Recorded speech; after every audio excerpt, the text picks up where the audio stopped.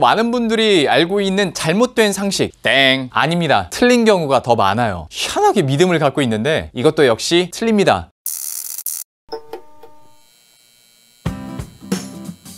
안녕하세요, 반갑습니다. 루앵커입니다.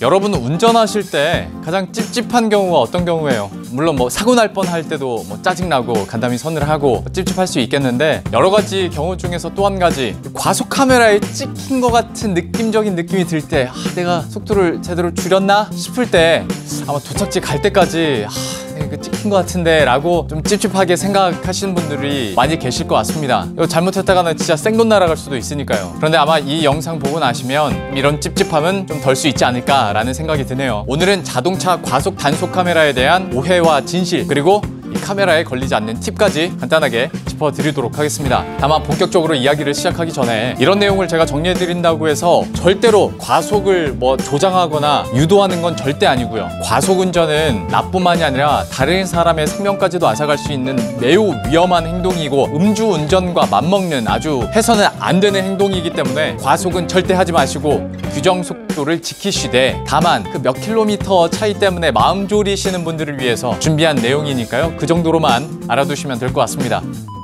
자, 일단 저를 포함해서 많은 분들이 알고 있는 잘못된 상식, 규정 속도에서 얼마를 초과해야 내가 카메라에 찍히는 걸까? 많은 분들이 규정 속도에서 플러스 10km 혹은 플러스 10%에 해당하는 속도로 알고 계신 분들이 많을 거예요. 그러니까 만약에 제한 속도가 60km다 그러면 66km나 혹은 70km 초과했을 때 과속 단속 카메라에 찍히는 걸로 알고 계신 분들이 많을 텐데, 결론은 땡 아닙니다. 틀린 경우가 더 많아요. 경찰에 따르면 제한 속도가 100km 이상인 곳에서는 22km, 그리고 70에서 99km인 곳에서는 15km, 60km 이하인 곳에서는 11km까지 과속을 하더라도 과속 단속 카메라에 찍히지 않습니다. 그러니까 제한 속도가 60km인 구간이라고 한다면 71km까지는 괜찮다라는 거고, 100km 이상인 구간에서는 122까지 달려도 카메라에 찍히지 않을 가능성이 높다는 거예요. 생각보다 레인지가 크죠. 다만 한 가지 참고할 건, 구간 단속 같은 경우에는 규정 속도에서 평균 속도가 10km를 초과하지 않아야 된다고 하네요. 이게 안전하다고 합니다. 어쨌거나 생각했던 것보다 꽤 넉넉하죠. 그런데 여기서 함정이 있습니다. 이 기준은요, 지역마다 다 달라요. 카메라에 찍히는 그 과속을 정의하는 속도가 지방경찰청장의 재량으로 정해지는 거거든요. 그러니까 제가 말씀드린 거에서 플러스 마이너스 오차는 지역별로 있을 수 있다.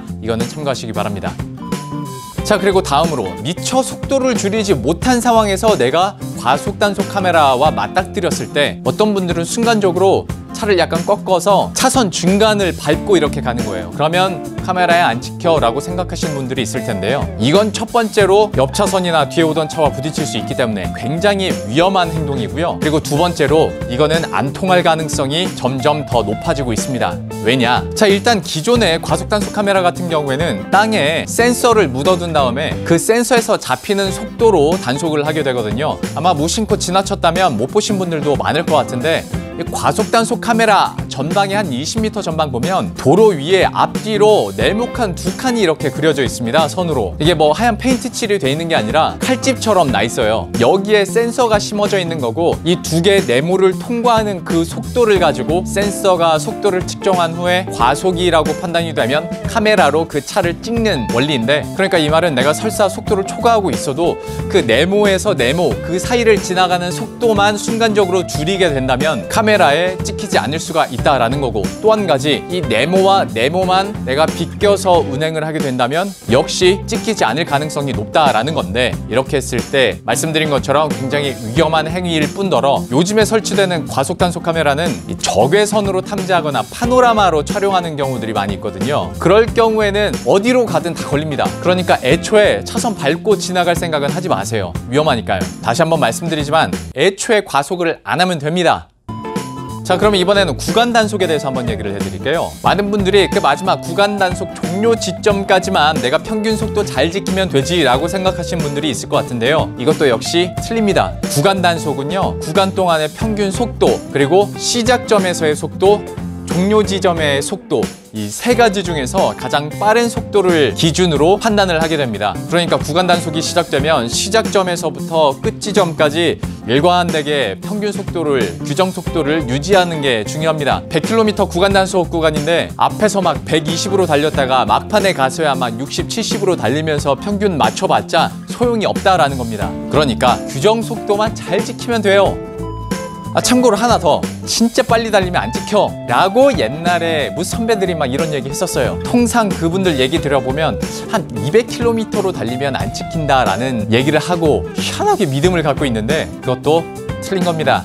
단속 카메라가 인식 못하려면 200km가 아니라 320km를 초과해야 된다고 해요. 그러니까 320까지는 인식을 한다고 합니다. 그런데 누가 미쳤다고 도로에서 320km 이상 달려요. F1도 아니고. 그러니까 꿈도 꾸지 마세요. 빨리 달려서 안 찍히는 거는 소용도 없습니다.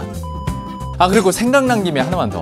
요즘에는 차량에 붙어있는 계기판 안 보고 아예 내비게이션으로 보시는 분들이 있잖아요. 속도 계기판도 내비게이션에 찍히는 속도로 보고. 그런데 느끼셨겠지만 차량 계기판하고 내비게이션 속도하고 오차가 있습니다. 그럼 어떤 게 더 정확한가? 당연히 차량 계기판이 더 정확하겠지라고 생각하실 수 있겠지만 이것도 틀립니다. 기본적으로 GPS 기반의 내비게이션 속도가 더 정확하다고 해요. 차량 계기판은 실제 주행 속도보다 한 5에서 10km 더 빠르게 표시가 됩니다. 자, 그 이유가 무엇이냐?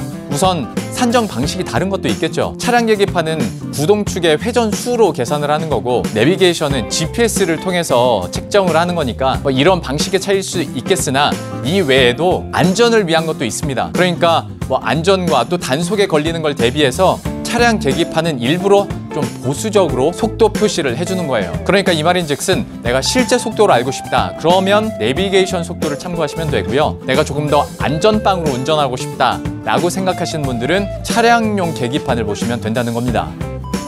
자, 이렇게 운전을 하면서 과속과 관련해서 긴가민가 은근히 헷갈렸었던 알쏭달쏭했던 상식들 한번 정리를 해봤는데요. 어떻게 좀 도움이 되셨나요? 혹시 잘못 알고 계셨던 부분이 있었다면 이번 기회를 통해서 좀 다시 잘 아셨으면 저는 그보다 큰 보람이 없겠습니다. 그리고 다시 한번 강조드리는 거지만 이 영상을 만드는 취지는 여러분들이 잘못 알고 있었던 것을 바로 알자라는 거지 절대 과속을 하자 혹은 과속을 해도 걸리지 않는 법을 내가 퍼뜨려서 나는 이제 과속할 거야 라는 게 절대 아니니까요. 안전운전, 규정 속도 운전 꼭 하시길 바랍니다. 그럼 저는 여기서 인사드릴게요. 도움이 되셨다면 구독과 좋아요 그리고 알림 버튼 한 번씩 클릭해 주시고요. 저는 다음 컨텐츠에서 다시 찾아뵙도록 하겠습니다. 안녕.